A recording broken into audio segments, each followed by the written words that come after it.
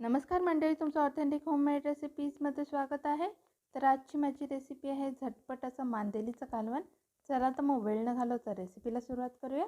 सर्वप्रथम मी इथे कढई गरम करून घेतलेली आहे। आता यात मी अर्धी पळी इतकं तेल घालून घेते। आता यात मी 8 ते 10 लसणीच्या पाकळ्या ठेचून घेतलेल्या आहेत त्या घालून घेते।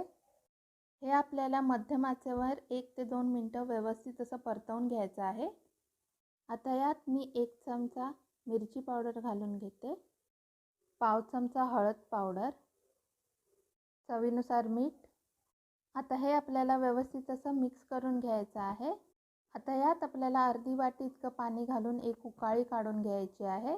उकळी आल्यानंतर आपल्याला लगेचच यात 4 ते 5 कोकम घालून घ्यायचे आहेत। आता यात मी मांदेली घालून घेते। ही मांदेली मी साफ करून स्वच्छ धुवून घेतलेली आहे।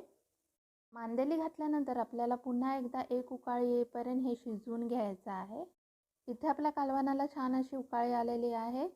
तर असं हे आपलं झटपट मांदेलीचं कालवण तयार झालेलं आहे।